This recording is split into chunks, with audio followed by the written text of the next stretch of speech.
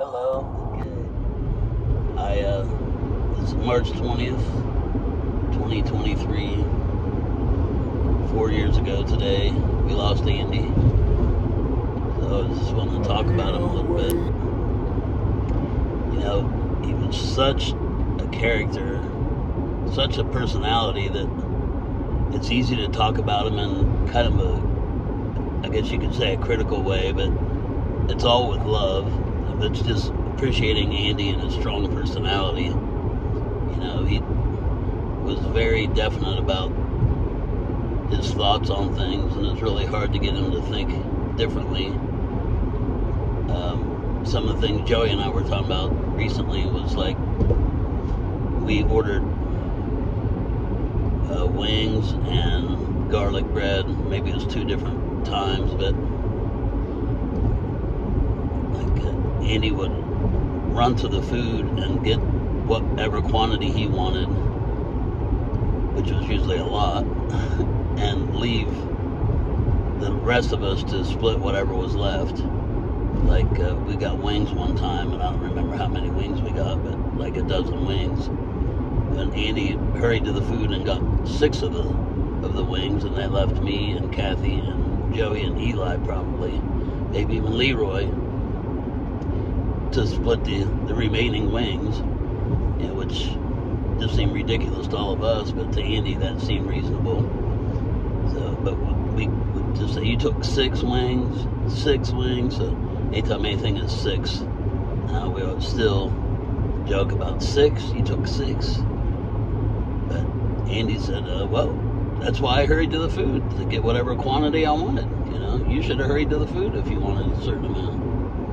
So to him, that was totally legitimate.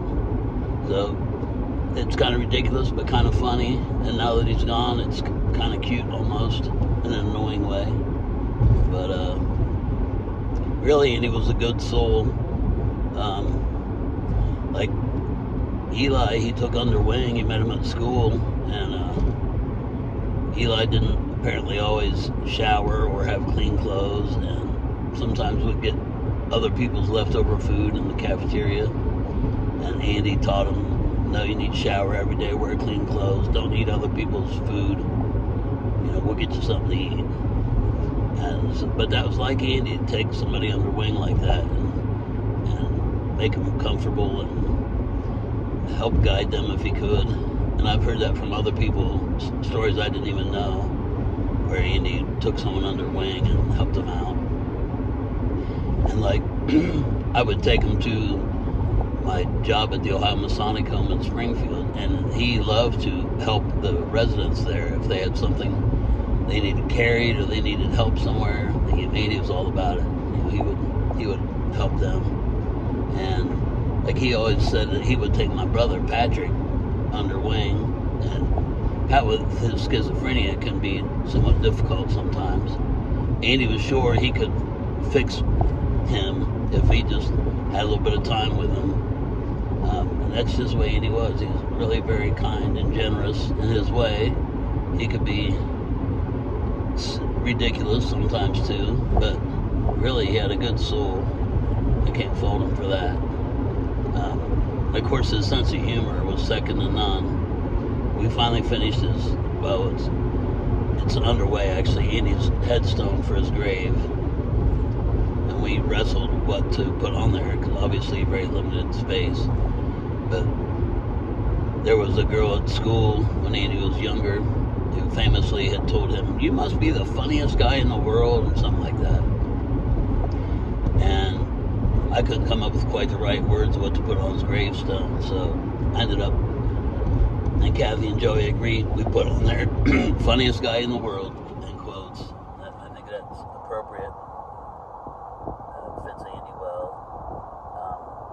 He had this ability, within like 5 minutes of meeting somebody, he knew their favorite expressions, their favorite facial expressions, and verbal expressions, gestures, inflection. I mean, whatever you did in a very short time, he knew it and could mimic you pretty accurately, enough that he knew who he was imitating.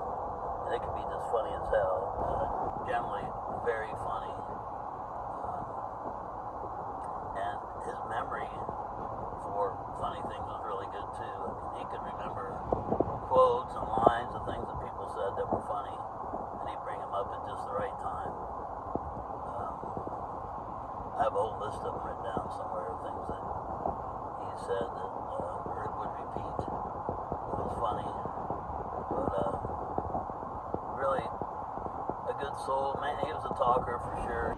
He could talk forever, and if he thought you didn't catch everything he said, he'd repeat it. So I would used to have to tell him, I got it, Andy. You don't have to tell me again. Well, I'll wrap it up for now. I should watch where I'm driving, but anyway. We lost 84 years ago today, and I feel sorry for Joey. Had to be the one to call me, to tell me. And the news didn't even really hit me. I mean, I understood what he said, but I've been asleep. It was fairly late at night. And I understood what he said, and I thanked him. I hung up the phone, and I don't know, 15 minutes later, it hit me, actually. Andy was gone. And I cried like a baby, and I've cried quite a bit since then, because we miss him. I love him.